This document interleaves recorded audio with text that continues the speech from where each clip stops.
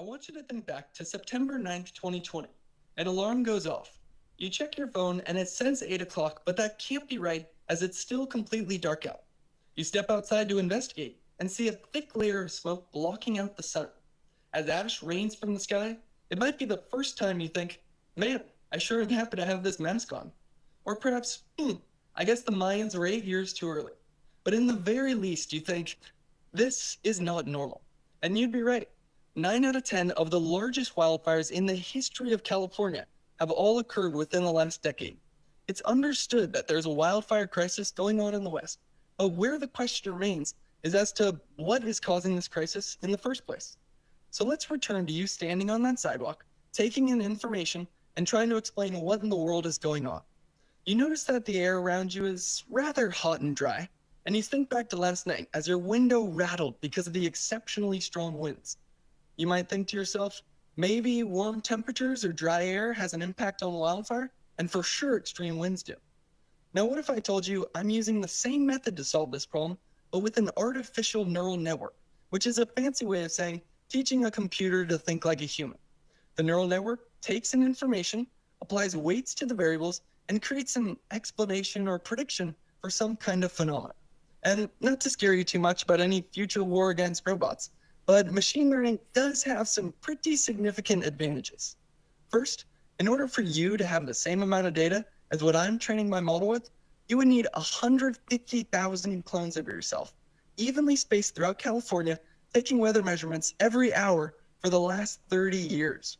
Now, that's probably doable, but then you'd have the problem of analyzing all this data. It'd be easy if for every degree in temperature you went up, 100 more acres burned. But in reality, there are no simple solutions. This isn't just a problem with you, but is actually a limitation to the traditional methods of science. While logistic regression tries to draw a straight line through the data, artificial neural networks can map out the exact complex relationship. Your final problem would be figuring out which variables played the biggest role. Perhaps temperature caused 10% of the fire growth, and winds 50, but maybe the exact opposite is true. With a neural network, you can isolate your variables to see what percentage of the acres burned they were responsible for. With this knowledge, we'll be able to more accurately warn the public about fire danger and more efficiently target our wildfire and fuel management resources. Right now, an alarm is going off, but we will remain in the dark until we can identify the key contributors to this problem so that we can get one step closer toward prioritizing a solution. Thank you.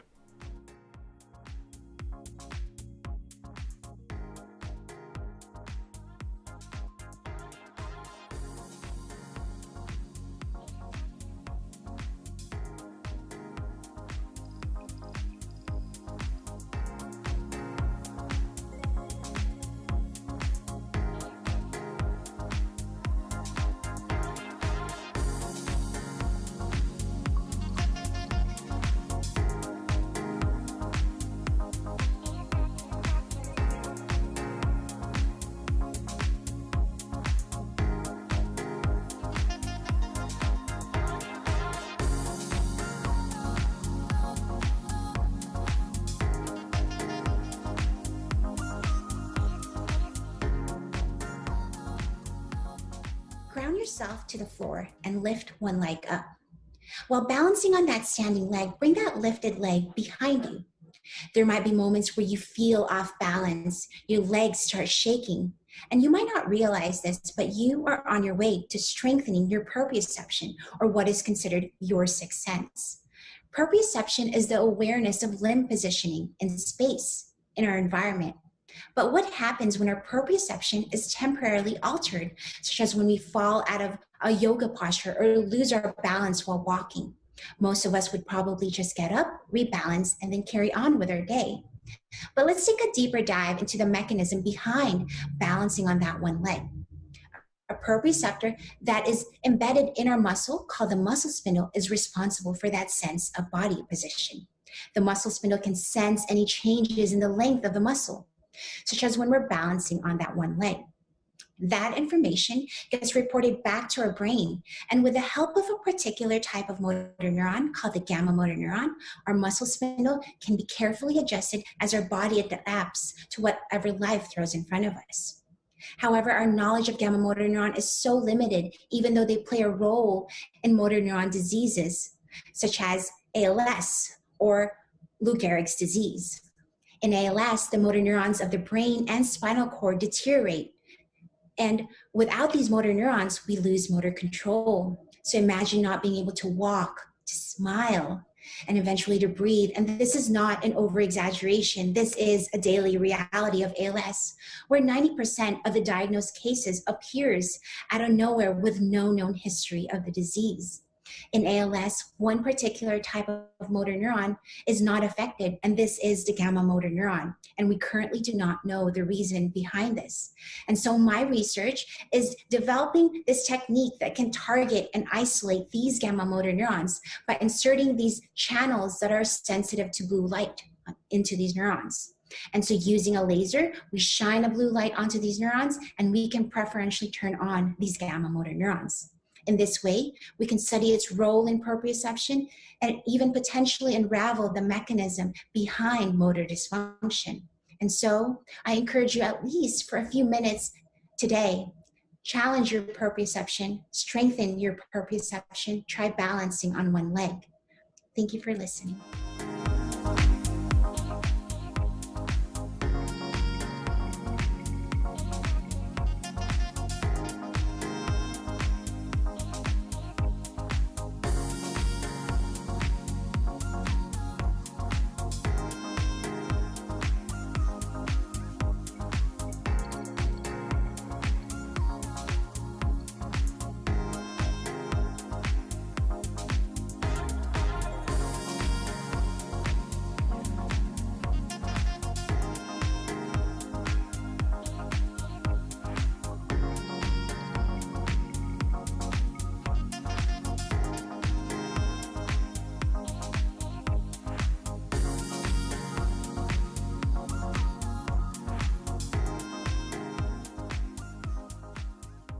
This is Greg Torella, a Sacramento local who had recently become unhoused in 2020, just when the harsh winter weather had set in on the city. He was interviewed about warming centers and the city's strict requirements for opening them. In this interview, Greg stated that he did not know warming centers even existed, as the city had not opened one in 4 years. 3 days later, he was found unresponsive on a 37-degree morning, wrapped in cold blankets that were soaked from the previous night's rain. This is the reality for over 150,000 Californians who are experiencing houselessness, of which 68% are unsheltered. This danger is only going to increase as California continues to experience the impacts of climate change, such as heat waves and flooding.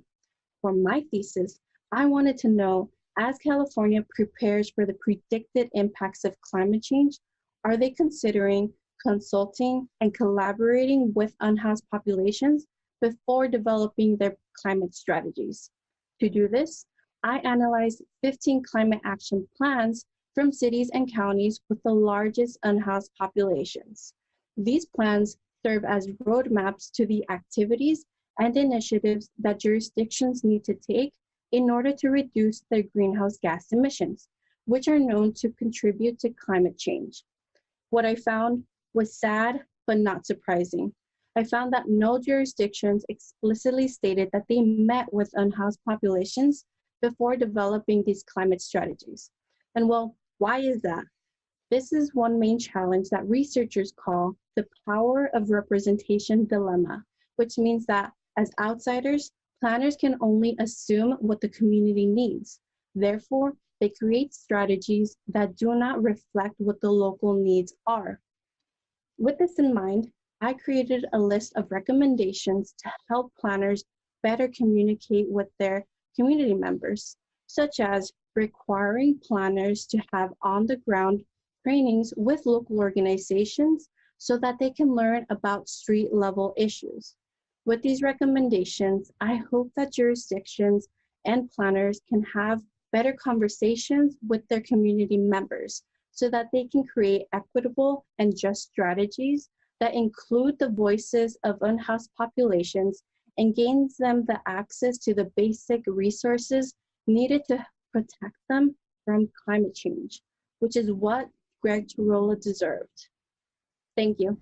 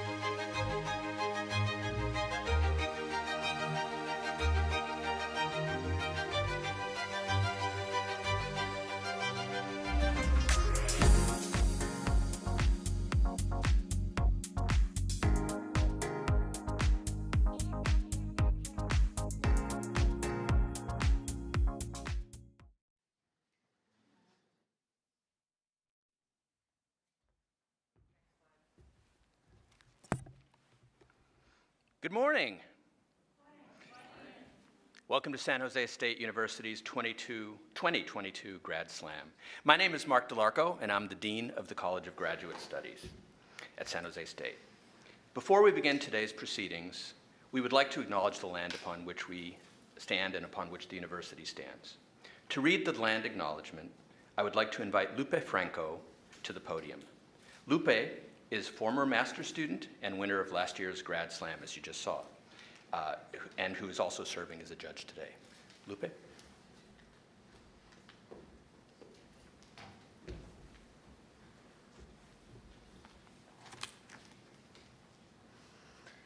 We would like to begin this program by recognizing that while we gather at San Jose State University, we are gathered on the ethnohistoric tribal territory of the Thalia Anagnos, who were the direct ancestors of the lineages enrolled in the Muwekma Ohlone tribe, and who were missionized into missions Santa Clara, San Jose, and Dolores. The lands on which San Jose State University is established was and continues to be of significance to the Muwekma Ohlone tribe. We also recognize that the ancestors of the Muwekma Ohlone constructed and maintained the 3 Bay Area missions.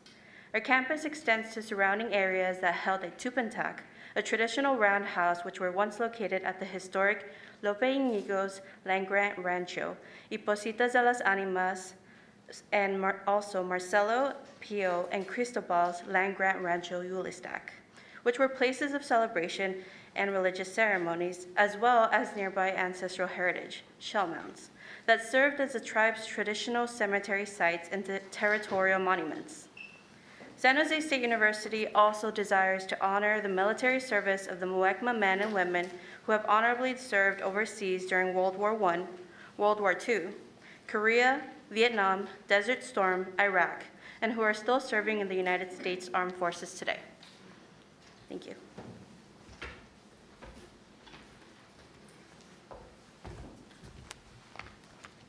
Thank you, Lupe. Today, the top 10 finalists in our Grad Slam competition will compete for prizes and bragging rights. These finalists are already winners, with their presentations having been selected from the large field of semifinalists. I congratulate each of you for making it this far, and I look forward to seeing your presentations shortly. I would like to thank all of you for coming today, whether in person here at the Hammer Theater or via our live stream. I especially want to thank our graduate students who are turning out to present or to support their graduate student comrades, as well as to all the members of the community that are here to get a sampling of the outstanding work that's being done by SJSU graduate students. I'm especially gratified to see so many of our dedicated staff, faculty, and in fact, university leaders joining us today. Thank you all for coming to see the work of our graduate students. We also have 4 distinguished judges who will have the hard job of choosing our next Grad Slam winners. I would like to invite the 4 judges to please come up on the stage so that I may introduce them.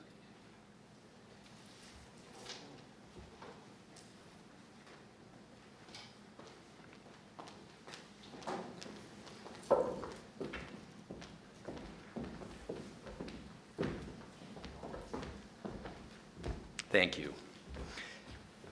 On my far right, Amanda del Castillo is an Emmy Award-winning reporter for ABC 7 News in San Francisco. She graduated from San Jose State University's School of Journalism and Mass Communication in December of 2012. Since then, she has been telling impactful stories across the country as a reporter. As a San Francisco native, she is thrilled to be back in the Bay Area with her husband and 1-year-old son, and is honored to be telling stories about the place she calls home. Thank you so much, Amanda, for being here and serving as a judge today.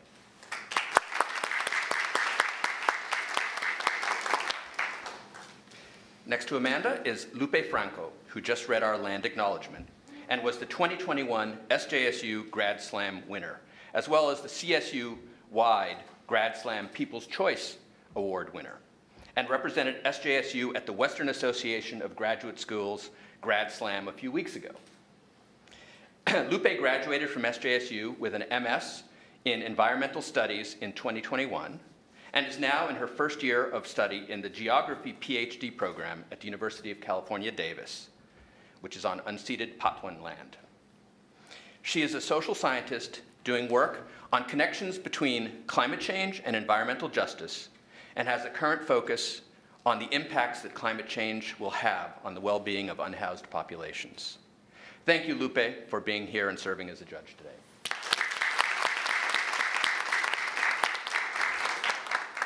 Next to Lupe is Thalia Anagnos, who is the Vice Provost of Undergraduate Education at San Jose State University.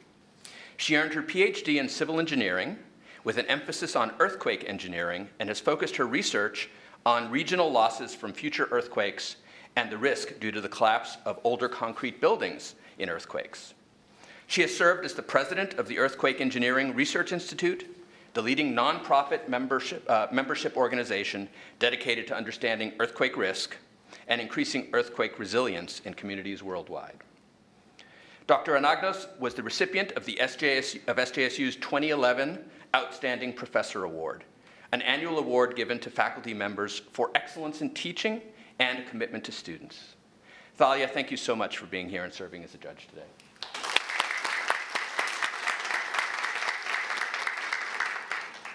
And on my immediate right here is Matthew Spangler, who is a professor of performance studies and the interim chair of the Film and Theater Department at San Jose State University. His teaching and research publications are in the area of immigration studies, intercultural theater, script writing, and Irish studies. He is also an award-winning playwright. His adaptation of The Kite Runner will be opening on Broadway at the Helen Hayes Theatre in July. His plays have been produced in London's West End, off-Broadway, at the Dubai Opera House, and at many theaters throughout the United States and worldwide. Dr. Spangler was the recipient of SJSU's President's Scholars Award in 2021, an annual award given to a faculty member who has achieved widespread recognition based on the quality of their scholarship or creative activities. Matt, thank you so much for being here and serving as a judge today.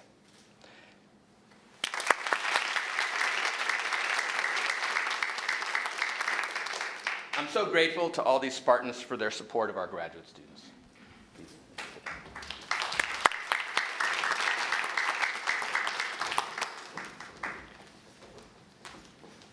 For those of you who may not be familiar with the San Jose State University's Grad Slam, also known as a 3-minute thesis competition, we began the event in 2019 live on stage, canceled the event in 2020 due to the pandemic, roared back in 2021 with a large virtual event, and are so pleased to bring this event back to the live stage in 2022. Grad Slam is a fast-paced and exciting event where students condense their research or creative activity into a mere 3-minute presentation with one slide to support the presentation. It is a great professional development exercise for our graduate students who received specialized training in how to present their work in a way that is understandable to a general audience and how to engage the audience. On that note, I would like to introduce you to Amy Russo as our MC for the proceedings today. In addition to working with our graduate students for this competition, Amy was our original MC in 2019 when we started. She is also the coordinator of multilingual writing support services for our Writing Center. Please join me in welcoming Amy to the podium.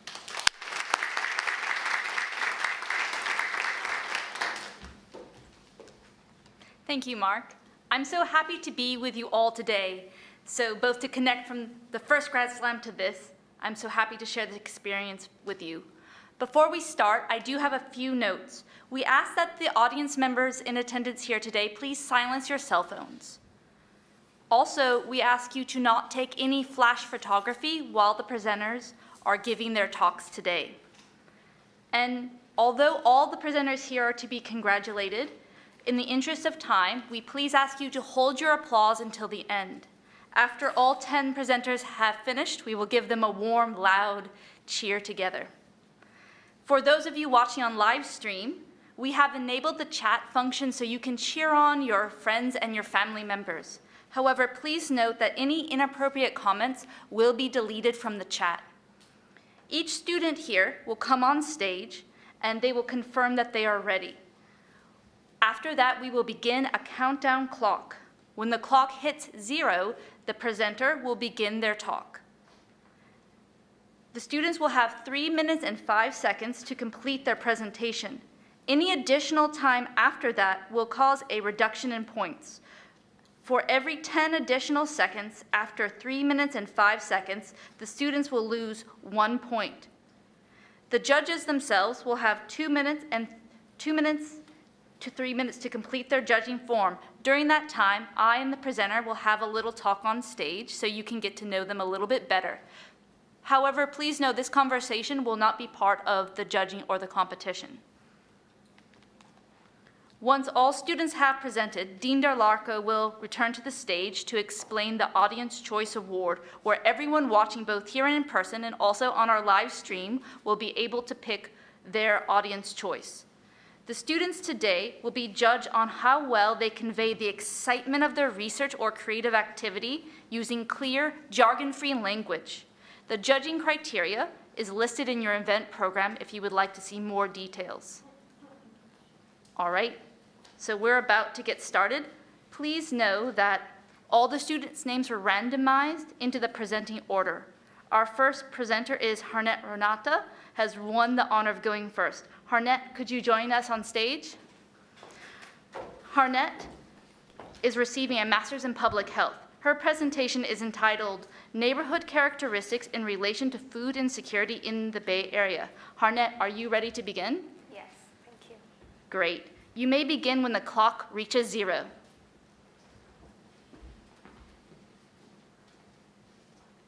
How far is the nearest supermarket from where you live?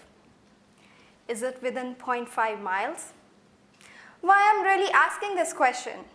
Because such neighborhood characters might predict the chances of food insecurity. Food insecurity, that's defined as consistent lack of access to healthy food, often leads to consumption of nutrient-poor diet that may cause chronic diseases like hypertension, diabetes, obesity, and heart diseases. I focused on finding a relationship between food insecurity and Healthy Places Index, HPI score, that examines our neighborhood characters across 5 broad domains: education, economic, social, health, and built environments. The data was collected by National Food Access and COVID Response Team Bay Area Center, and the participants represented across 9 different Bay Area counties as shown on the map on the screen. The results showed that lower the HPI score, higher the chances of food insecurity. Shocking, right? To understand this further, let's see the example of apples shown on the screen here. If the smallest eaten apple on the screen represent the odds of food insecurity among the top HPI quartile, there were 5.8 times higher odds of food insecurity among the bottom quartile. Similarly, for the use of food assistance, there were 6.4 times higher odds of using food assistance among those who were in the bottom quartile group compared to those among the top quartile. Thus, we can actually use HPI scores to find out the neighborhoods that might be at increased risk of food insecurity and in need of food assistance. This is one of the first kind of the studies that directly explore this relation. And the future plan is to combine this information with the map and the location of current community pantries and free food sites to find any potential gaps and see how can we use this information to reduce disparities in access to healthy food. Thank you.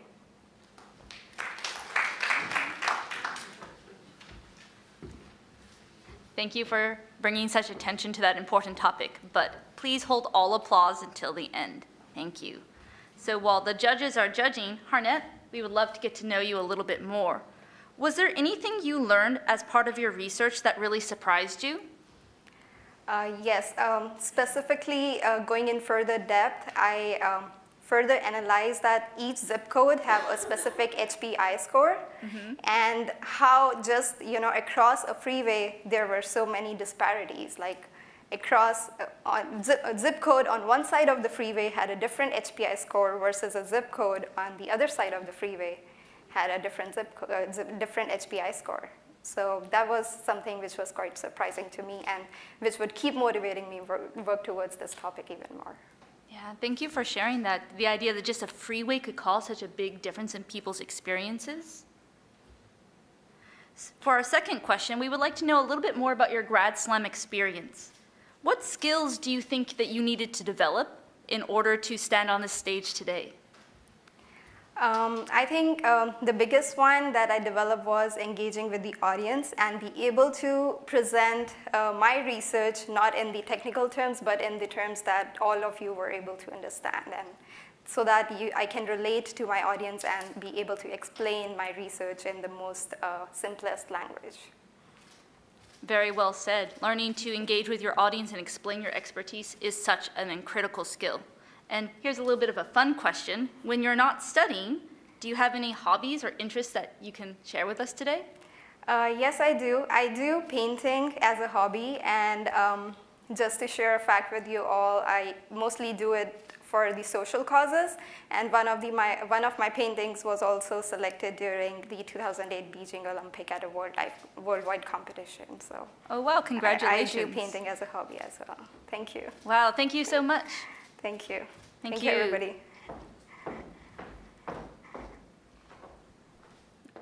So,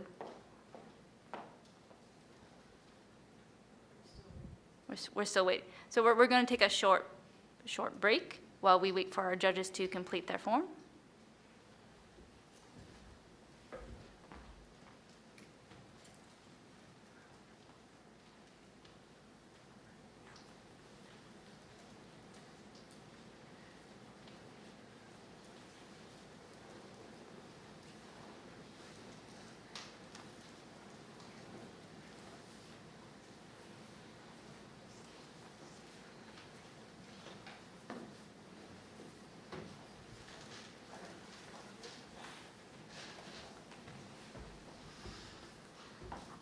All right, thank you very much, Harnett.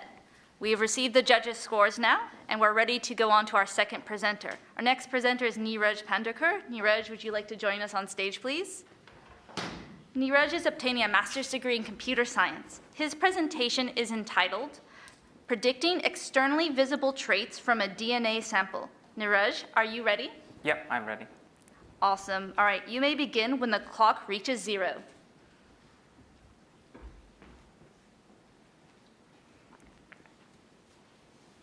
Remember that one episode from Pawn Stars where a person came in with a masterpiece painting, allegedly created by a great artist, Claude Monet?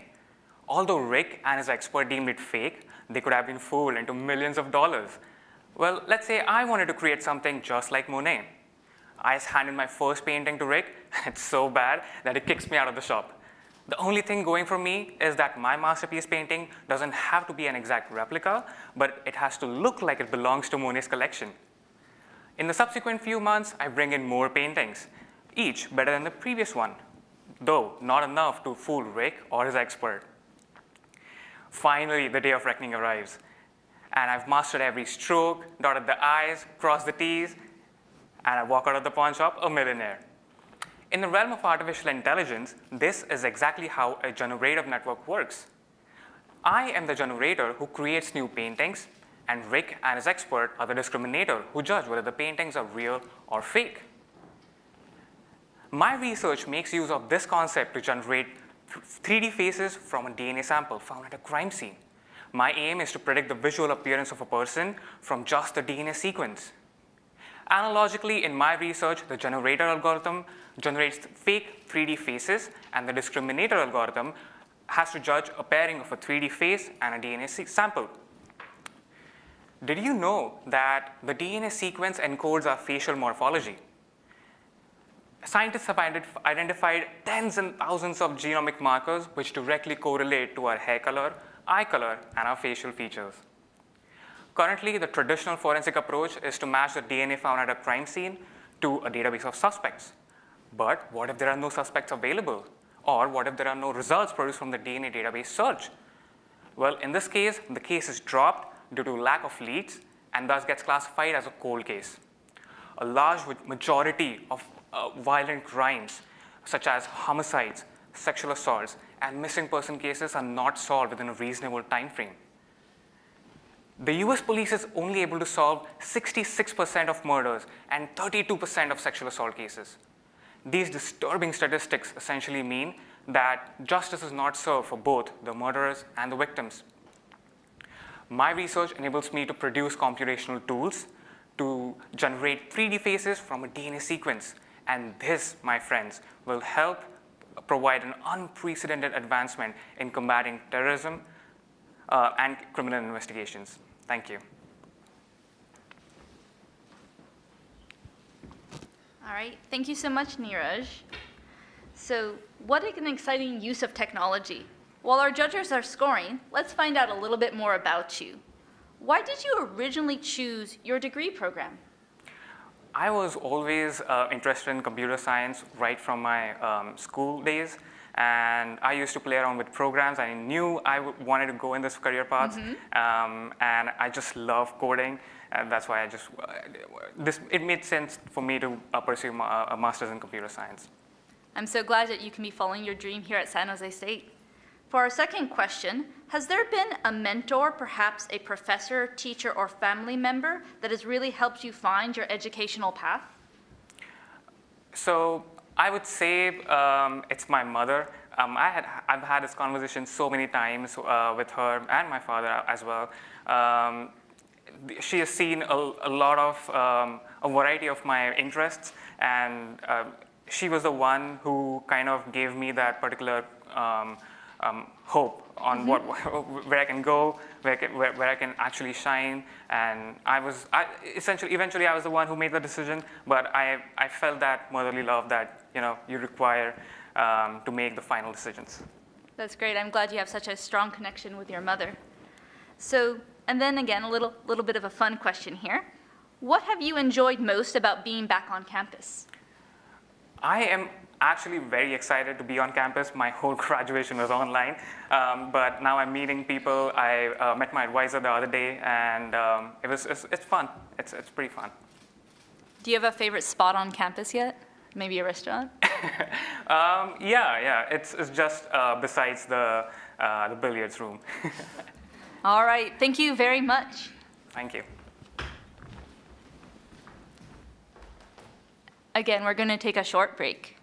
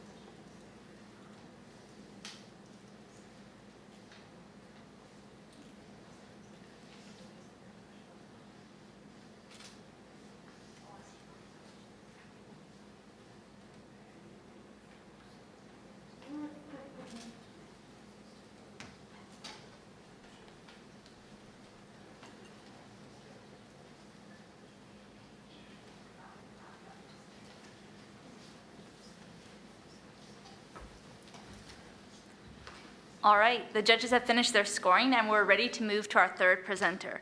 Our next presenter is Ankur. Ankur, would you like to join us on stage, please? Ankur is attaining his master's degree in computer science. His presentation is entitled Tweelitics, a social perception analysis. Are you ready to begin? Sure, thank you. Okay, great. All right, you may begin when the clock reaches 0.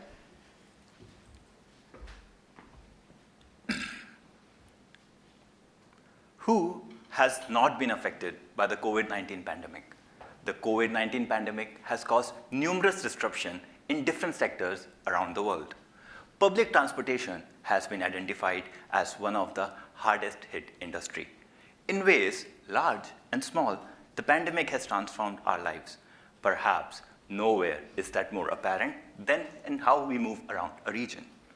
Over the course of few days of lockdown in March 2020, the San Francisco transit system, BART, lost 90% of its ridership. The lost revenue was estimated to be around $1 billion. As direct human-to-human interactions have migrated to virtual platforms, these virtual platforms have aided researchers in answering numerous questions on current societal dilemmas, including COVID-19. Since most people tweet or share their perception on social media, our project aims to investigate how comfortable people are using transit system with the emergence of vaccine and COVID-19 preventive methods via a social media analysis. We have developed a structured transportation tweet analytics framework, Tweelitics, to analyze the public discourse data to study the impact of COVID-19. The framework has 3 main components. First, we extract tweets starting March 2020 from a carefully curated list of keywords addressing transit systems. Second, we pre-process our data with data cleaning and feature engineering methods. Finally, we feed this data to our machine learning algorithms to determine prominent themes and terms overlaid on maps on a monthly and quarterly basis. These trends help us to understand people's perception, feelings, and sentiments to help us understand their impact on the transportation systems. The findings reveal themes constituting fear and confusion, preference of private transport and bicycles over public transit during the first year of the pandemic. The people had doubts on how the vaccines will impact the movement and transportation throughout the year 2021, with most users still concerned about the influence of different variants. Categorizing the tweets resulted in 4 main themes. First, political parties and travel bans. Second, social distancing and transit. Third, vaccinations. And finally, the airlines. This framework can be used as a tool by decision makers to enable holistic understanding of people's opinion on transportation systems and enable and formulate better policies for a safe reopening. Thank you.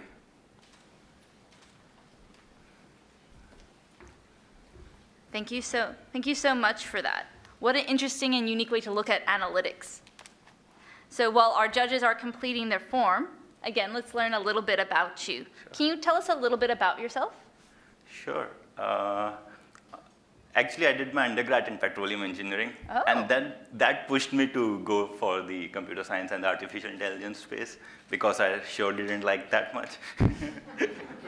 So I knew what I didn't want to do, and I realized what I actually have the passion for. So hence, after working as a data analyst and data scientist at Shell, I realized that I definitely wanted to go further in this arena, and here I am. Yeah, I think we've all been there. Maybe you do something, you're like, that's not quite it, but it helps you discover what your true passion is. Yeah. After you complete your degree program here at SJSU, what will be your next step? That's definitely a thing that I have pondered about many times. But my inclination are towards research, and currently I've been lucky enough to have my efforts into 2 directions, one being this research and second being reinforcement learning research. So I hope I can get into a good doctorate program after this. Oh, so a doctorate program. Do you have an ideal maybe job that after you got your doctorate? I could say department-wise and R&D sections in the AI space is what I aspire to work in. But yeah, I'll probably say like a research. The title would have a research in it that would make me a good, a bit more happy than any other title. So glad. Just one last question for you. So can you share a little bit with the audience what your experience with Grad Slam has been like? What has maybe been the most challenging and also maybe the most rewarding part so far? Yeah, I'm not sure if you can guess it or not, but definitely this is not super easy for me. And it's been a learning experience. I always wanted to be a bit more open about my research to the whole community, to the fellow people and the students around the campus. And this is definitely one of the good opportunity to just open about and talk about the work that I am inclined to do. And because in the lab space where I'm working with professors and fellow lab students, it's easier to just talk in that lingo and in the jargons. But when you just get on the stage and you see so many people and the spotlights on you, and you have to be just a bit, seems like you're relaxed. So it's definitely quite a learning experience, I would say. Yeah, thank you. And I think you really have found a platform where you can start sharing your idea, all of you really, with a wider audience. Thank you so much, Harnett. Thank you for having me. So, all right, we are ready for our next presenter. We have received the scores. Thank you again, Ankur. Our next presenter is Punit Sundar. Punit, would you like to join us on stage? Punit is obtaining a master's degree in bioinformatics. Her presentation is entitled, A Computational Approach to Identify Complex DNA Binding Sites to Study Gene Regulation. Punit, please let us know when you're ready. I'm ready. All right, you may begin when the clock reaches 0.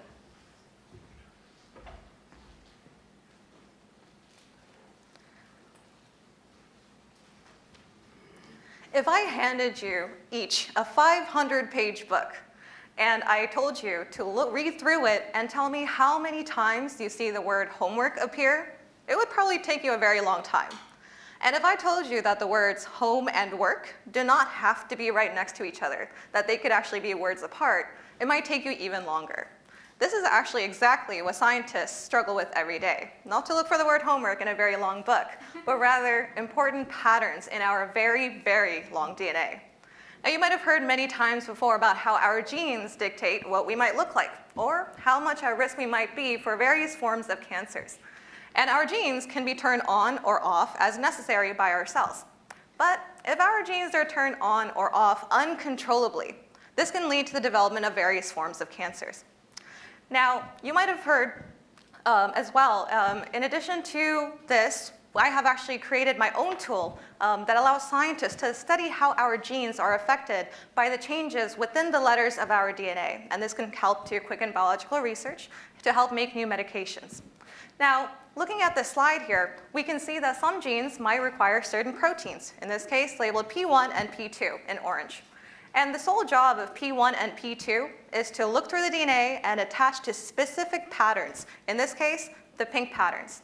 And you might also notice that in between the pink patterns exists some space. And in this case, it's 6 letters long. But it could also be 8, it could be 10 or 20. And this will, it's important that our scientists are able to locate where these patterns occur so that in the laboratory, they can change some of these letters to see how that might affect how much our genes are turned on or off. Now, unfortunately, current tools that scientists have used to locate where these patterns occur do not work well for patterns that have these varying spaces in between them. So I have created my own tool to help solve this problem. And all my tool requires are the 2 patterns of interest, the pink patterns, and including the links that can exist in between. And my tool then takes this information and looks through the DNA and locates where all of these patterns occur in a table like shown below. Now, in addition to locating where these patterns occur, it's also able to report what gene is nearby. And this helps scientists narrow down the number of genes that they can experiment with in the laboratory, helping them save time and money. Now, by combining biology with other sciences like computer science, we can help quicken biological discoveries and help scientists focus more of their time and energy on studying cancers, not wasting it on trying to find patterns in our DNA. Thank you.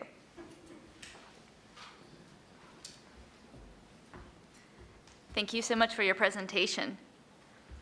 So let's learn a little bit more about you while the judges are scoring. What motivated you to pursue your master's degree? That is a great question. It originally started when my high school friends used to call me Punit Square in biology class. And ever since then, I've been very interested in how our genes and proteins work and how that affects our health. And so combining computer science, which is also an interest of mine, I think bioinformatics was the right field to go into for me. Is there one class or one particular project you've worked on here at SJSU that has really captured that kind of passion?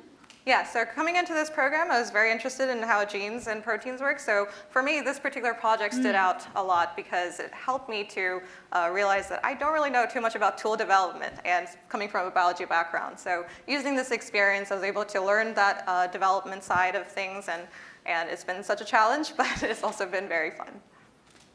Thank you. When you aren't studying, what do you like to do? That is a great question. Besides my project the past couple of weeks, I really enjoy watching a lot of variety shows and also enjoy murder mysteries on YouTube. Ooh. Any recommendations? Mr. Ballin. I'll make a note of that. Okay, last question. After you graduate from San Jose State, what's your dream job? I am currently going to an internship in the summer in LA, but afterwards I would love to pursue a bioinformatics scientist position. All right, thank you so much. Thank you. Thank you, Punit.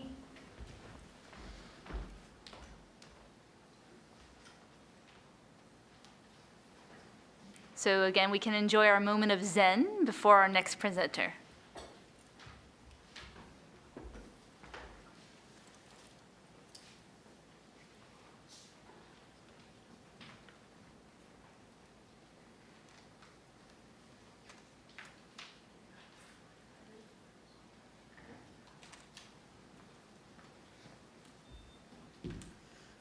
I hope you enjoy that moment of zen. We are ready for our next presenter, is Mari Xu. Would you please join us on stage? Mari is obtaining a master's degree in urban planning, urban and regional planning, and has a presentation entitled, Who Moved My Bus Stop? Mobility Justice for Positive Change. Mari, please let us know when you're ready. I'm ready as I'll ever be. All right, well, when the clock reaches 0, you may begin.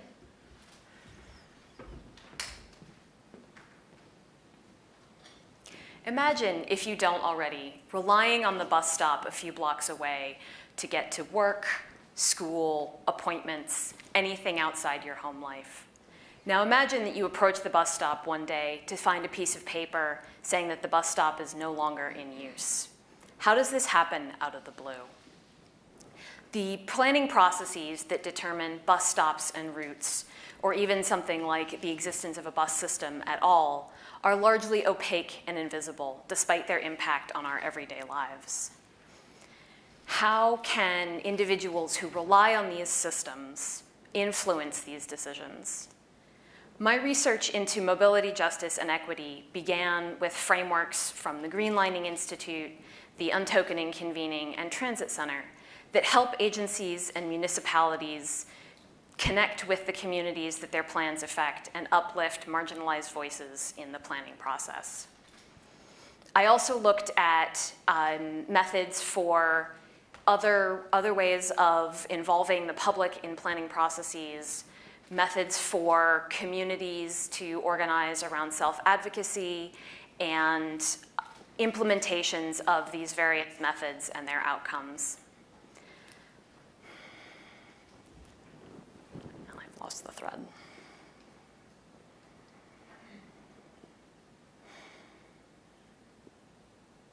I've lost it.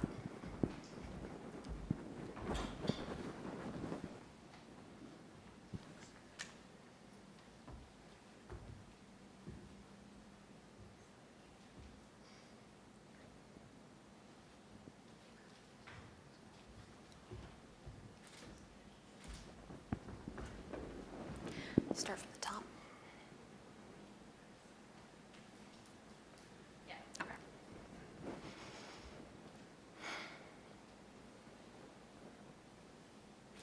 Imagine, if you don't already, relying on the bus stop a few blocks away to get to work, school, appointments, anything outside your home life.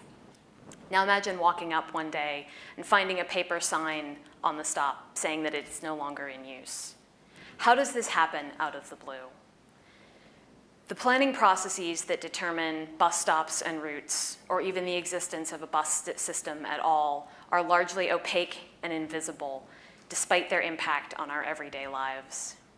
How can individuals who rely on these systems influence these decisions? My research into mobility, justice, and equity began with frameworks from the Greenlining Institute, the Untokening Convening, and Transit Center that help agencies and municipalities connect with the communities that their plans affect and uplift marginalized voices in the planning process. I also read up on methods of communities organizing for self-advocacy, other methods of involving the public in planning processes, and the implementations of these methods and how they went. I then used the ideas in these documents to analyze the community outreach efforts that were conducted in San Francisco and in Oakland around bus rapid transit systems. However, today I'm going to talk about the bigger picture of mobility, justice, and equity, and how that can be applied to any transit project. Because they all boil down to the same basic ideas, that any transit project must be planned in conjunction with the communities that it affects, and that any equitable project will work first with marginalized and disenfranchised communities before involving professional planners.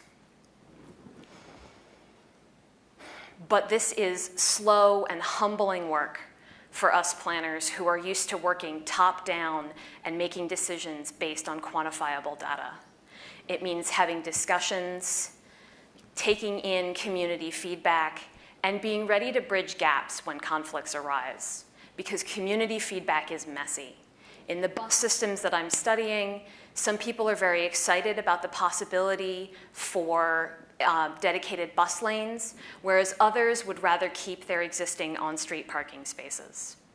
How do planners decide how to move forward in a situation like this? We come back to the principles of mobility, justice, and equity. It is crucial that planners understand the historic and systemic injustices and inequities that are present in the communities that their plans affect, and work to ensure that the decisions that they make are informed by those community members, and work to remediate the inequities rather than deepen them. By working together as planners with these marginalized and underserved communities, rather than working top-down, working from the bottom up, we can actually work towards mobility justice for all. Thank you. Thank you so much, Mari, for bringing such a timely and important topic to our competition today. So while the judges complete their forms, I just want to say, thank you so much for coming back with this message. Standing up here, on a stage with all these lights and all these people, it's huge. And you came back, and that's amazing. So I'm just really inspired right now. So to learn a little bit more, is there anything you've learned as part of your research that really surprised or challenged you? I think the biggest thing for me was coming to the realization that the ideas that I had for a long time about top-down planning and the sort of ease of looking at something that is very clearly in lines and squares is not how life works. People are messy. People don't fit in lines and squares. And so understanding those edges and how to help at those edges is really the important way that you can build a system that people will actually use and be excited about.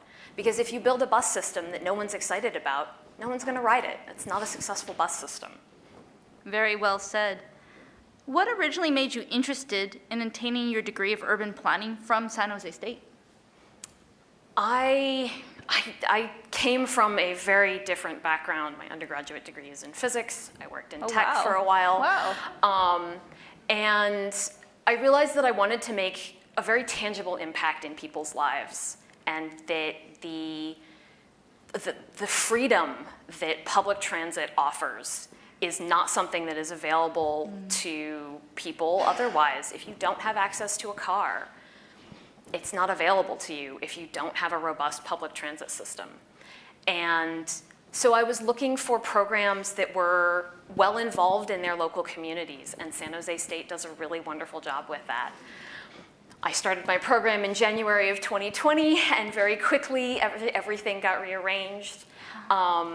And so I've been very lucky, though, that as things have started to open up, the classes that I've been taking towards the end of the program are much more heavily involved hands-on in some of the community outreach that the department does here. And it's been really fun to get to know San Jose in that way. I'm so glad that you've been starting in the middle of a pandemic, which I'm sure many of our students share this experience. I'm glad that you can connect back to campus and even come here on stage with us today. So last question. So you have a really strong background in social justice and planning. What might be like an ultimate objective or goal you have for your career?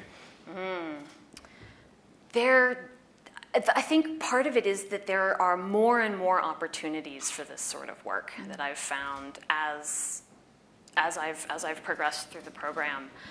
Partly because more people are becoming aware that this is an issue, particularly agencies and municipalities are realizing that this is something that they need to work on. And I feel like now that I've learned more about the planning field in general, I feel like I could be happy sort of anywhere along that with a nonprofit or a community organization or a city or a transit agency. They all have these opportunities available, and so I would be excited to work at sort of any level of that. That's wonderful. Thank you for sharing more about your story. Thank you, Mari.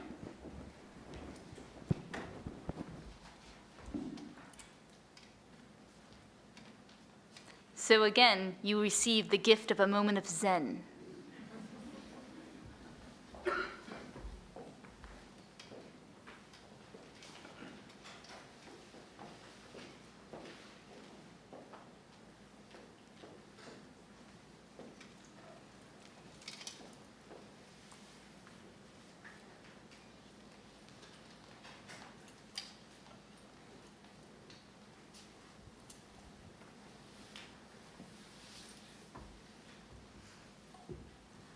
All right, we have received the judges' scoring, and we are ready to move on to our next presenter. Our next presenter is Jamie Harms. Jamie, would you like to join us on stage, please? Jamie is attaining a degree in counseling and guidance and has a presentation entitled Excel in Middle School. Jamie, are you ready to begin? Yes, thank you. All right, you may begin when the clock reaches 0.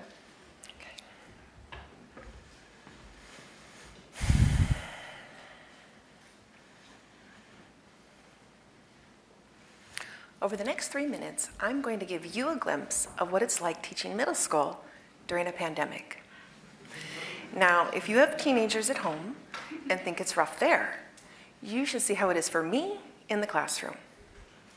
Seriously though, I love my job, but currently, teachers like me are teaching through trauma. After a year of distance learning, there has been a surge of emotional distress for our students. They're returning with little to no social interaction for over a year, converting from introverted workspaces to extroverted learning environments. Which leads us with a question: how do we support our students through this transition from surviving to thriving? One solution is social emotional learning, or SEL. CASEL's 5 core components shown here are vital in SEL instruction. Research indicates there are both short-term and long-term benefits. First, an increase in self-confidence, empathy, and persistence. They also learn to develop self-management skills and build positive relationships with their peers. Research also shows they go on to having positive work experiences, building strong family relationships, and better mental health.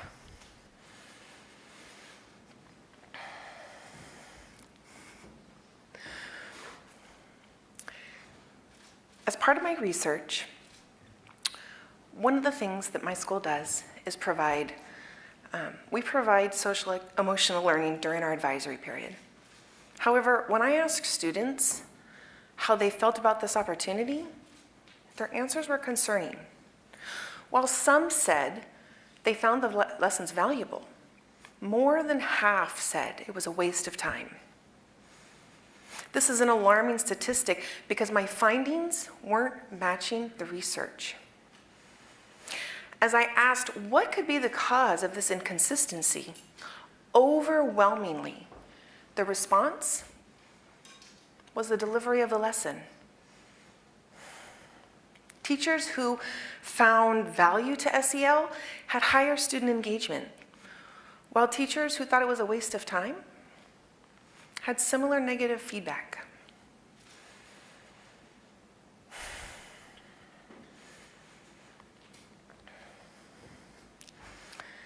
To solve this, districts need to provide time, comprehensive training, and the opportunity for teachers to learn the benefits of SEL. In the words of Aristotle, educating the mind without educating the heart is no education at all. Thank you.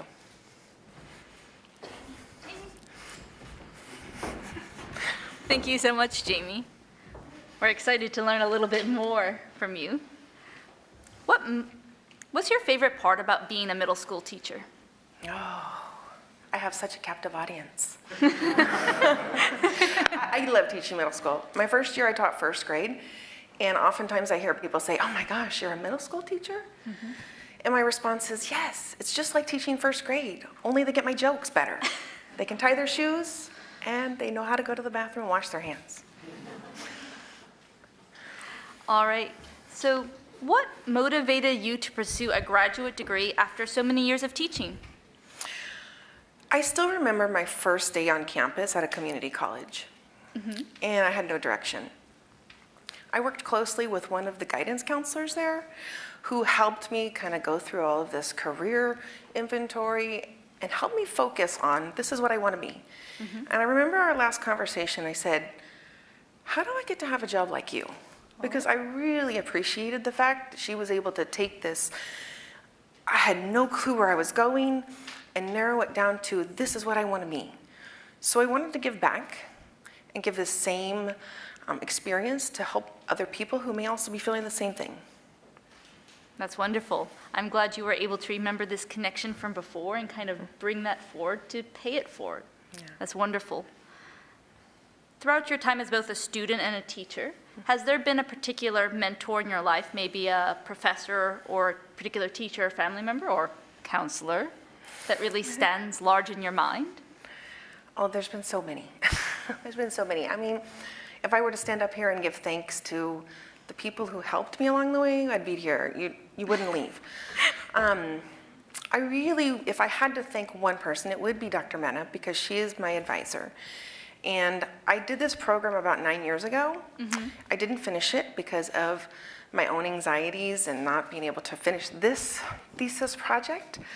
And when I came back ready to finish, she was there to help me the whole way.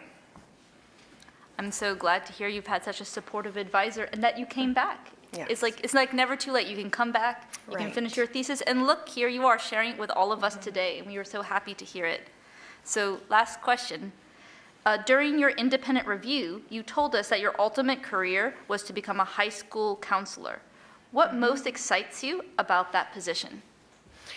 I really struggled in high school myself. So for me, the catalyst is wanting to be there to help another student who may be struggling. Everybody else I help is kind of frosting on the cake. So that's really my main goal, is I just really want to help those students who may need it and additional support. So. And I have no doubt you're going to provide such good service to your future high school students. Thank you so much. Thank you. All right, we are ready for our next presenter. our next presenter is Kate Forrest. Kate, would you like to join us on stage, please? Kate is obtaining her degree in meteorology and has a presentation entitled Fire Tornadoes, the Unicorns of Fire Weather. Kate, please let us know when you're ready. I'm ready. Okay. All right, you may begin when the clock reaches 0.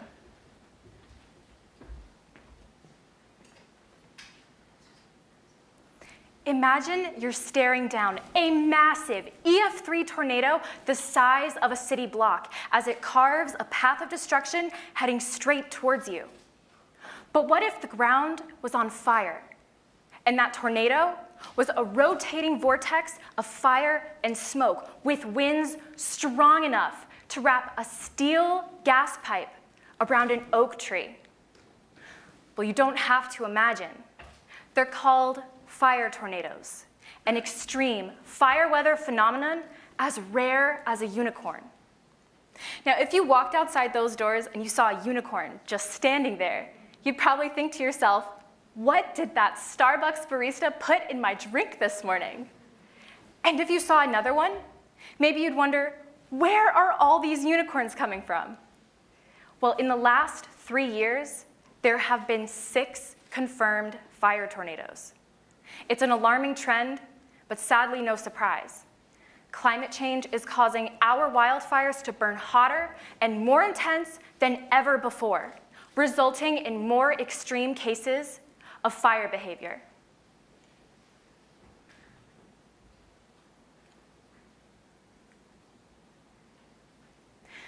But the problem is, we have no idea how or where they're most likely to strike. So the solution is we need to observe a fire tornado up close and personal. And that's exactly what I did on August 16th, 2021 at the Dixie Fire. So using a mobile weather Doppler radar, I captured the formation and evolution of not 1, but 2 fire tornadoes as the fire cascaded down the lee side of a mountain. But as this was happening, I had to ask myself, what was causing the rotation in the first place? So I remembered what I saw. Number 1, the fire was burning so hot that it forced air into the atmosphere, creating a fire-induced thunderstorm known as a pyrocumulonimbus cloud. And number 2, the terrain was incredibly steep, tilting the flame of the fire and allowing more air to directly fuel it, but also causing other mechanical eddies or twists and turbulence that could have induced this rotation.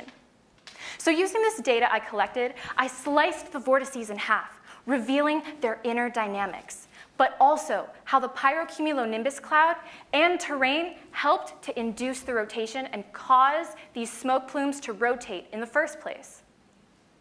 So my results are promising, but I'm only halfway there. The next step is to use state-of-the-art wildfire models to simulate this event and identify exactly what was causing it, so we can apply it to future cases of fire tornadoes. So with my project, I hope to close our knowledge gap and bring us one day closer to finally predicting these unicorns of fire weather. Thank you. Thank you so much, Kate. That's a very certainly timely and important topic for California right now as we enter into wildfire season. While our judges are scoring, we'd like to get to know you a little bit more. What originally interested you the most about this topic? So that's a really good question. It actually was kind of a result of one of our wildfire deployments, like to the Dixie Fire, and seeing this extreme fire weather happen. I mean, when you're there, seeing this phenomenon in person, your heart is racing, like you're so anxious, and you're actually seeing the destructive power. And so that really made it clear to me that this research is important. And because we're experiencing more extreme fire weather due to climate change, research like this is where we need to be. Like this is groundbreaking. Like this is where the science in my field is headed. And I'm just very excited to be pursuing it. We are glad you're on the track of this research too. How many fires do you think you've been to so far? So far I've only been to the Dixie, but we did do 2 deployments. The first time we got kind of smoked out. We didn't see a whole lot, but we're hoping to see a lot more this summer. So myself, my advisor, Dr. Craig Clements, and a couple other grad students are planning to go like storm chasing, but with wildfires all this summer to try and see more cases like this, just to add to my research. Yeah, I've heard of storm chasing because there's fire chasing as well. Yeah, there is. Yeah. So yeah, we have like these two trucks. One has like this giant mobile radar, just like in the movie Twister. Oh wow. And the other has like a wind profiler, so and they're lifted for Ford F-250s, so we just roll up on the scene and just start scanning the smoke plumes, and the firefighters are like, okay, we'll just let them do this. I can really kind of see that happening, like see your truck there. Was there anything you learned so far as part of your research or your work for class that's really surprised or challenged you? I'd say that the most challenging part is having to do the modeling aspect. That is something that I plan to do in the future. And so far, my experience with it, it's challenging, but I'm really excited to go further with it. So the coding aspect is definitely what I would say. It's like the next step. Exactly. The next evolution. Yeah. So can you please share with the audience, as a last thought, a little bit about your Grad Slam experience? What did you find maybe either the most rewarding or the most challenging part so far? So I'd say the most rewarding part is to actually really learn these skills on how to present my research to a general audience, and also create interesting graphics, because that's something that I've struggled with in the past. But I'd say that I think I really valued just the opportunity to create a video and to be up on a stage in front of all of you lovely people, and just to get better at, more comfortable with presenting my research in this fashion. So. Thank you so much for sharing part of your story. Thank you, Kate. Thank you. So this is really such an important part of Grad Slam, that you can have the best ideas in the world, but if you can't communicate them to other people, then your ideas lose so much of their power when they really don't have to. I think in universities, we often get good at talking to our classmates and our advisors, right? But these are people who share our same technical vocabulary, our same expertise. But so many of us, we go on to work at nonprofits, companies, programs, industries where we're on cross-functional teams. So you are the expert in the room, but to really make a big difference, you have to be able to explain it to other people, not only on your team, but also to the general public. That's one really special part about Grad Slam, is that our students get to start learning this skill now, so they can take it not just for this competition, but into the rest of their classes, into their internships, and into their future jobs, and when they themselves will be teachers and mentors. So we're gonna have to check back in 10 years and see when you're all the tops of companies and programs and see just how you're doing. Okay, we are ready for our next presenter. Our next presenter is Feng Fan Lan. Feng, would you like to join us on stage, please? She is obtaining her master's degree in fine arts, a master's in fine arts degree in creative writing, and her presentation is entitled Drowning Dragon, Poetry on a Sinking Land. Feng, are you ready? Yes, I'm ready. When the clock reaches 0, you may begin. Yeah, thank you.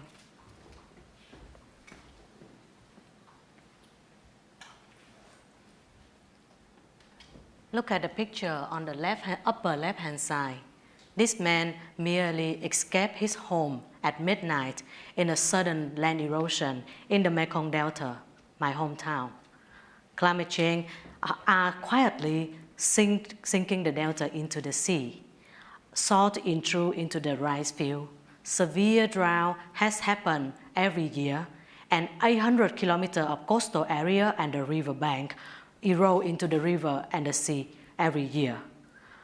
Yet, local people do not have a really good grasp at this. Some simply reject the idea of climate change, but most are too poor to have any action beyond their daily concern about food and urgent need. Climate change is too vast, yet too slow, unmeasurable, and in some way incomprehensible for people in this area. I'm the daughter of this land. What can I do? I employ art-based research method to create a hybrid nonfiction poetry project so that I can cultivate the immediate experience of people experience the very slow disaster in the area. Poetry is capable of access the truth without the need and the pressure with the framework of logic and science.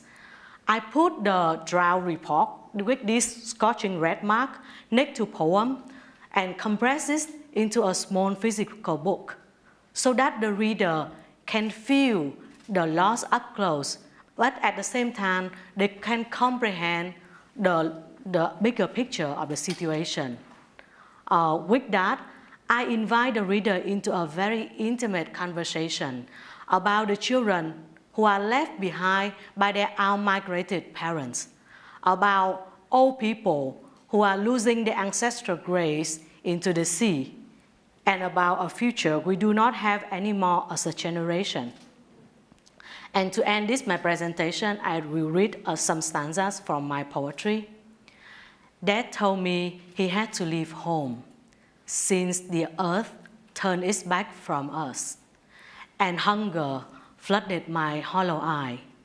The soil broke into dust, wilted leaf curved a bending sky, dried root, metallic and murky, sour famine rising in my throat. Thank you very much. Thank you so much for your presentation. Climate change has indeed infected so many around the world. Thank you for letting us know more about the place where you're from. So while the judges are completing their forms, we'd like to get to know you just a little bit. Can you tell us a little bit why you chose poetry as the delivery method for information about climate change in the region where you were born? I have been a journalist. I'm specialized in climate change report for 7 years. And every year our report keep being repeating. Like since I was a junior report for the local news until I become a BBC Vietnamese service news reporter, it's all the same. I report every year, people forget the next year, and newspaper doesn't really care what happened next. So that's why I decided to choose another medium. Yeah, so what was your favorite part about working as a journalist before starting here? I can see the reality up close. Rather than just reading report or hearing it on, seeing it on TV or hearing it on the radio, I often on the field trip a lot of the time. And I can see that like every year I return certain region, their landscape almost like completely changed because of the erosion.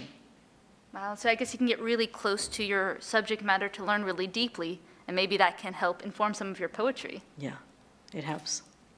So when you're not studying, what do you like to do most? I surf a lot, and I do climbing as my free time hobbies. Like rock climbing? Yeah. Oh, do you do it like in a studio or like on actual mountains? We do outdoor climbing with my friends. Oh, great. Do you have any recommendations? I often climbing in Red Rock in Las Vegas or in Krabi in Thailand. That's to my favorite spot. Awesome, thank you. Last question. After you finish your MFA here at San Jose State, what is like your ultimate career goal or dream? My whole dream is just writing, so I just come back to my writing career, but mostly focus on book rather than news report. Thank you so much for sharing your story with us today. Yeah. Thank you.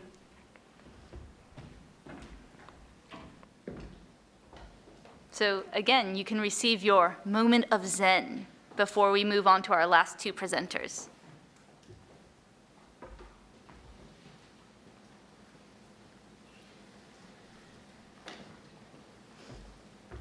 It turns out it was a very short moment of Zen. Often enlightenment strikes at moments, just instant enlightenment. All right, our judges have now finished, and we are ready for our next presenter, Simon Than. Simon, would you like to join us on stage, please? Simon is obtaining a master's degree in urban and regional planning and has a presentation entitled Post-Pandemic Travel Patterns of Remote Workers. Simon, please let us know when you're ready. I'm ready. Okay, thank you. When the clock reaches 0, you may begin.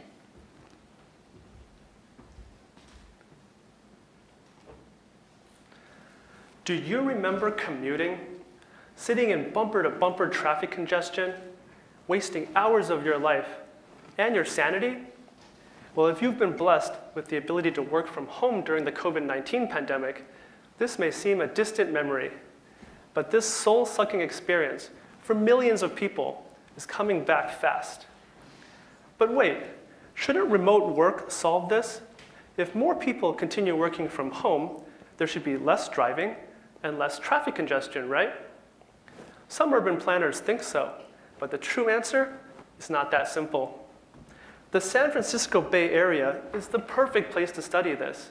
48% of jobs in this region can be done fully remotely. That's more than any other metropolitan area in the US. That's because of the workers in the technology sector who were some of the first to embrace teleworking and arguably the most prepared for remote work in the future. So I surveyed them, over 900 workers in the tech industry. It turns out that tech employers, not the employees themselves, will actually dictate much of what post-pandemic travel patterns will look like. Employer mandates for how many days employees need to be in the office were the primary factor in predicting future commuting days. Most employers were converging on at least 3 days in the office, and that's what most survey respondents expected to follow. In turn, this suppressed relocations as well. Though almost half of respondents expressed interest in moving, they only planned to move a median of less than 20 miles, staying within the region, but shifting from urban centers to the suburban fringes. Unfortunately, those moving to suburbs more than 5 miles from their office would depend on cars more, use public transit less, and need to drive further distances for both work and non-work trips as well. This means that traffic congestion will only likely get worse from here, even with more remote working. So knowing all this, what can you do now to avoid soul-sucking traffic congestion? Start by taking fewer car trips, as few as your employer will allow you. When you do need to take trips, consider trying alternative modes like bicycling, walking, or public transit whenever possible. And finally, reconsider that move to the suburbs that would trap you in a never-ending cycle of car dependency. Collectively, we can reduce traffic congestion for those days that you do need to go to the office. Maybe then you can use that time saved to get more things done at home. Thank you.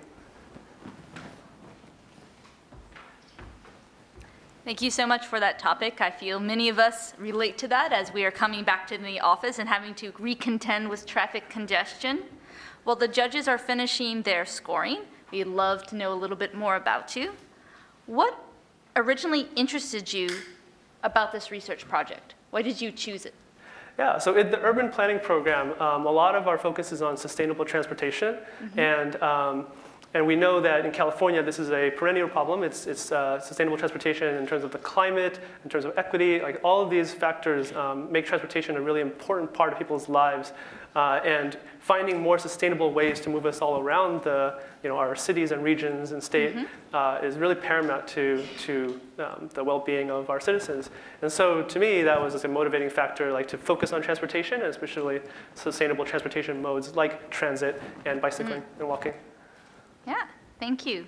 So is there anything that you kind of uncovered or discovered as part of your research that really stands out to you? Yeah, so the result I discussed was counterintuitive, right? There's actually a lot of concepts in urban planning that are counterintuitive. Things like induced demand, like if you widen a road highway, you get more traffic. It seems counterintuitive. This is also one of those counterintuitive things, like shouldn't remote work lead to less driving, right? But actually, there's things called rebound effects, and those rebound effects are usually surprise people. They say, oh, people will drive more if they don't commute to work. Yeah, that's actually true. Yeah, that also is surprising to me too. Thank you for bringing those interesting facts to light. So as kind of a final question, what would you say is like your ultimate career goal or dream for like your working life? Yeah, that's a good question. I think my dream has always been to work on a major public transit infrastructure project. So something like high-speed rail or BART to San Jose. These kind of projects that really last a long, long time. So when you build a station or a train line extension, those are like 100-year projects, right? And so I think that's kind of impact I would like to have. Yeah, thank you. I think your career will help impact the Bay Area or wherever you live in a really powerful and helpful way. Thank you so much. Thank you.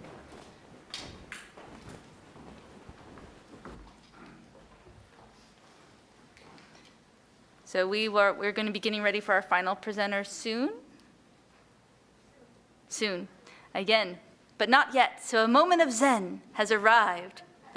One last gift of Grad Slam to you. And in fact, the gift has been given, received, enjoyed, and now it's ready.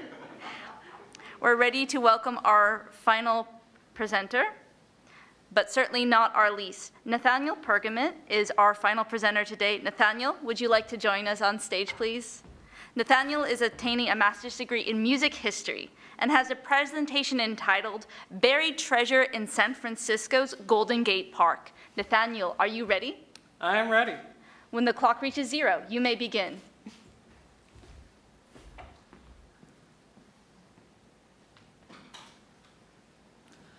Ladies and gentlemen, I'm gonna cut straight to the good part. I found buried treasure. Yes, just like Indiana Jones, I found buried treasure in the heart of a temple. I, of course, am talking about the Spreckels Temple of Music in San Francisco's Golden Gate Park. This bandstand is home to the Golden Gate Park Concert Band, a wind band with regimental origins who have delighted audiences for 140 years. The treasure I found is nearly 2 cubic yards of sheet music, concert programs, and documents that haven't been touched in decades. I found scores marked property of the WPA, handwritten letters from local composers, and photographs of events long since forgotten. I thought to myself, if this collection could speak, what stories it could tell! And then I realized, I can tell its story. This is the story of San Francisco citizens and how they changed over the 20th century. The Golden Gate Park Band was always meant to be the heart of their community. They played music that would serve their audience's needs and tried to be a fundamental good for their community. During the Depression and World War II, the band became a source of inspiration. They would uplift people's spirits by playing patriotic music while expanding the definition of American by specifically including female composers and composers of color. The post-war years saw the rise of rival ideologies in San Francisco. The Golden Gate Park Band's establishment ties would violently clash with San Francisco's famed hippie culture. All this history of change and civic identity is contained in this collection. Much like the Velveteen Rabbit, this music was well loved and had an effect on people every time it was played. The data that I've collected by analyzing this collection will bring new light to the who's, why's, and how's of 20th century cultural trends. This collection brought history to life before my eyes, and this research allows me to do the same for you. History exists beneath our feet and has so much to tell us about how the world became the way it is today. And all it takes is to unleash your inner indie to bring history to life. Thank you. Thank you so much, Nathaniel, for helping to bring back that history and really giving it life and form here on our stage and sharing with us. While the judges are completing their judging forms, let's have a little chat. So why did you originally choose to pursue your degree? Originally, this was in pursuit of moving on towards a PhD. I had been out of an undergrad for a few years, and I wanted to get back in the fold, and so I figured the best way to do that was getting a master's. Fair enough. What is your favorite part about your experience in your classes so far? A lot of them really make me rethink the way I approach my performance as a musician. From, minute details that I may have missed before, I now find ways to interpret them and give them meaning and try to derive meaning from what the composer meant by just seeing it on the page, but then performing it myself. So like trying to read the intent of the composer in the music? Yeah. Wow, that's really cool. When you're not studying, what do you like to do most? I like to cook a lot. Over the pandemic, I got very good at making cocktails. That was the skill I picked up. And I am a performer. I perform locally with West Edge Opera, Lamplighters Music Theater, and I sing in a barbershop chorus called Fog City Singers. Wow, yeah. Quite the portfolio. Do you have an upcoming event that you're working for? Yes. With the chorus I sing with, we'll be singing at the International Barbershop Contest in Charlotte this summer. And with my thesis, I will be presenting it at the the conference for the International Society for the Promotion and Research of Wind Band Music in Bolzano, Italy. Wow, on location. Well, congratulations on being accepted to those events, and of course, best of luck in those as well. Well, thank you. Thank you so much for sharing part of your story with us today. Of course. All right, thank you very much. So that now concludes our last presentation. What a great job everyone did. I enjoyed hearing so many stories, and now I know it's the moment you were all waiting for. I can see it, I can see it. Let's give all 10 presenters a big round of applause.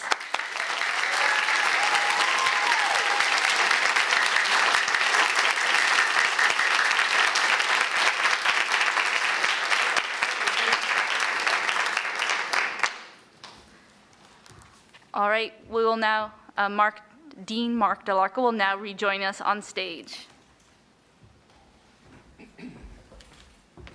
Thank you, Amy. That was wonderful to watch. Thank you so much, folks. That was great. Now that all the students have presented, the judges will deliberate and the first and second place winners will be chosen. In addition, the audience has an important task too. It's up to you to pick the audience choice winner. You may vote for your favorite presentation by scanning the QR code on the slide above you. There's not a QR code.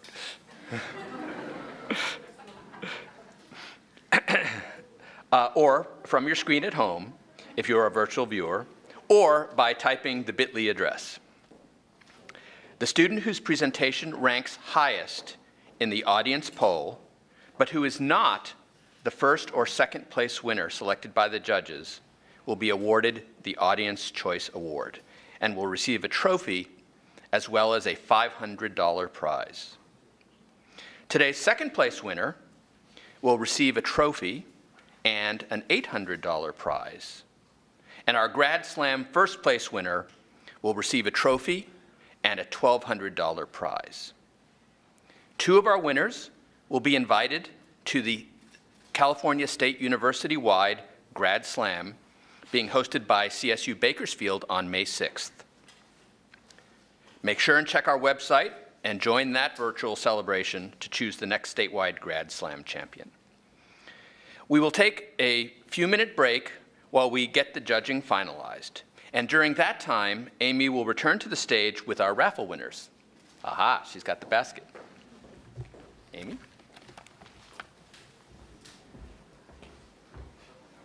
Thank you so much, Mark. Okay, it's now time for raffles. So make sure to fish out your tickets. We're going to be reading the last 3 digits.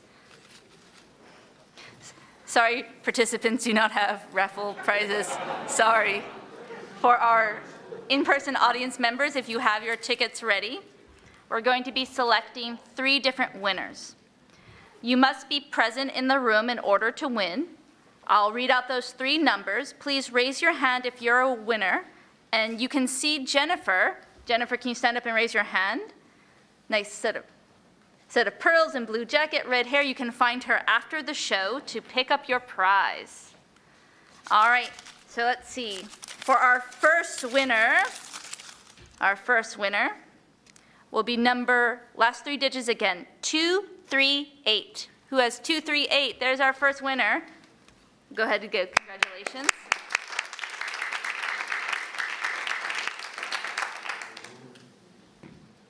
All right. Okay, to mix it up, we'll shake it up a little bit, okay. Our next raffle winner will be number 237. 237, there's our second winner, congratulations.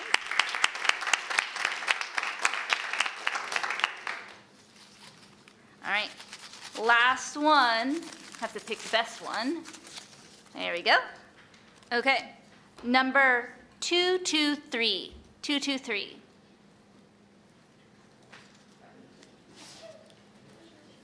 Please check your tickets, 223, must be present to win. Going once, going twice, maybe not here. Try again. This will obviously be the best one, okay. All right. Ticket number 219. 219, there is our third place winner.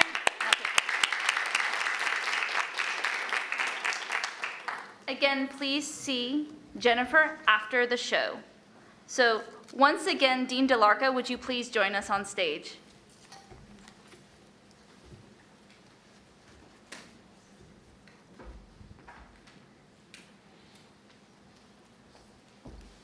We're going to have just a brief pause while the audience choice selection is finalized.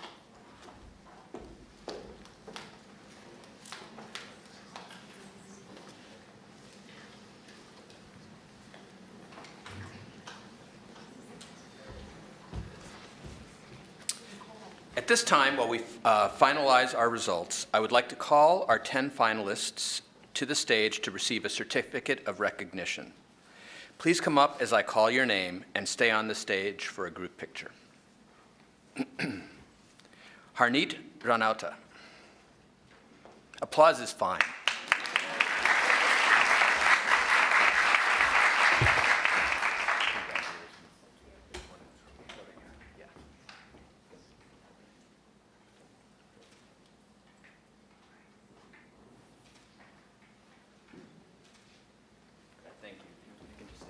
Thank you so much. Niraj Pantkar.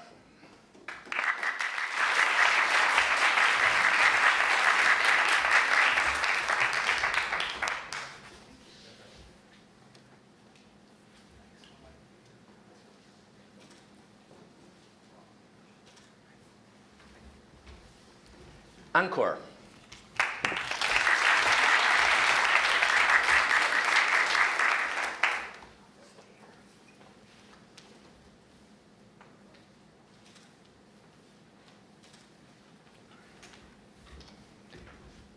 Punit Sundar.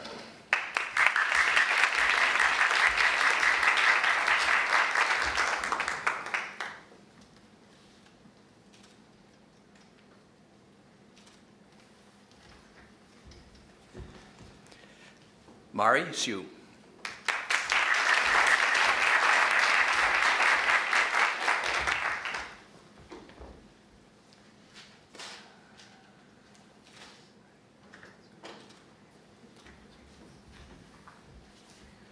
Jamie Harms.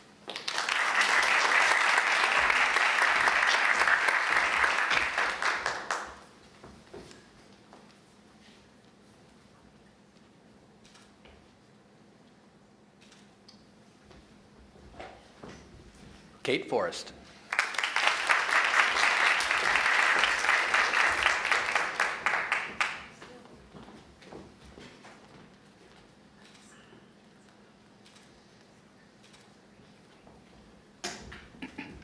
Fung Pham Lan.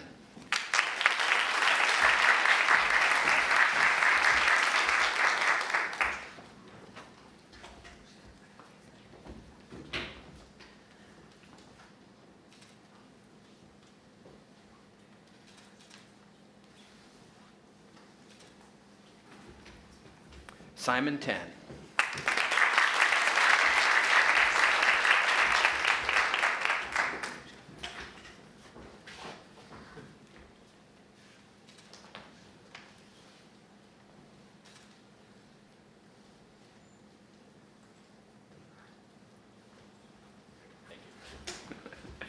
Nathaniel Pergamet.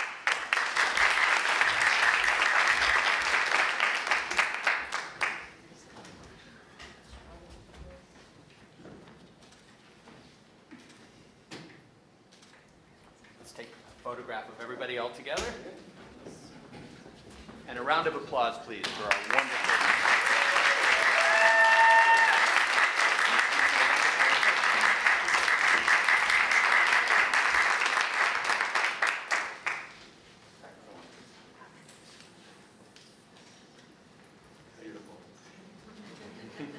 Thank you so much. Please be seated.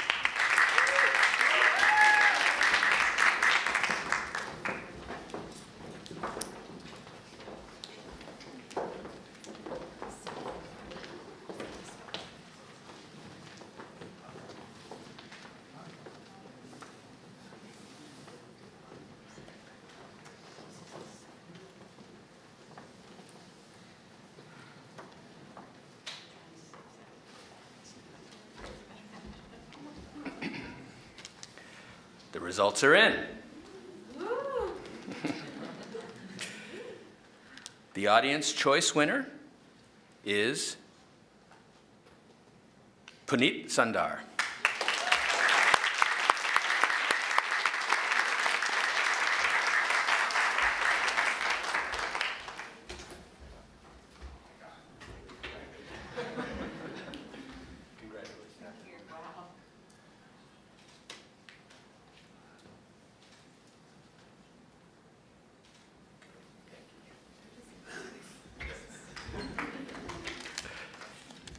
Our second place winner is Nathaniel Pergamet.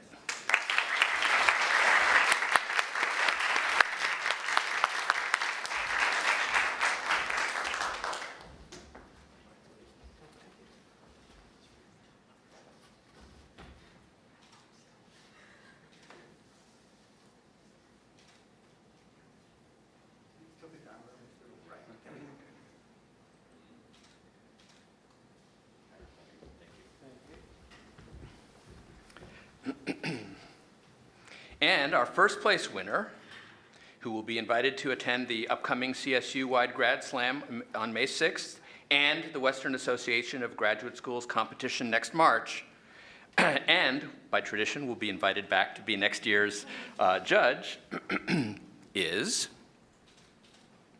Kate Forrest.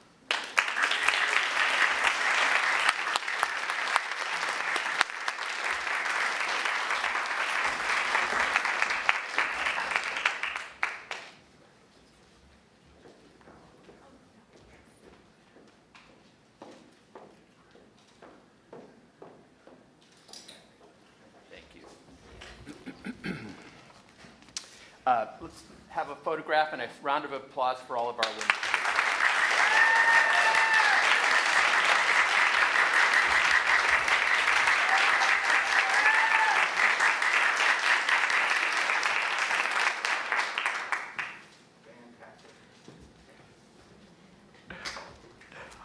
All right, finally, I want to acknowledge with gratitude the large team of people who put this event together. Special thanks to Amy Russo for all of her work throughout the event, and to Cheryl Cowan, who's sitting over there, for being the organizer-in-chief. Many thanks also to the team from the College of Graduate Studies, Jennifer, Dominique, Erica, to the Hammer Theater's team led by Anthony Sutton, and to many other partners, including Wallace at Walcom, Michael Crawford, and the entire marketing and communication team, Anya, Brett, Roman, Christine, and all the other folks who worked so hard to make this event a success. I hope that you will all be able to join us downstairs on the first floor in the lobby on the 3rd Street side at a reception where you can meet our students, our judges, and enjoy some refreshments. If you would like to go downstairs to the lobby, you can either take the elevator, which is out this exit to the left, or if you prefer to walk down 4 flights of stairs, you can take that exit to the right. Those are the choices. So thank you all for coming. Really appreciate you being here.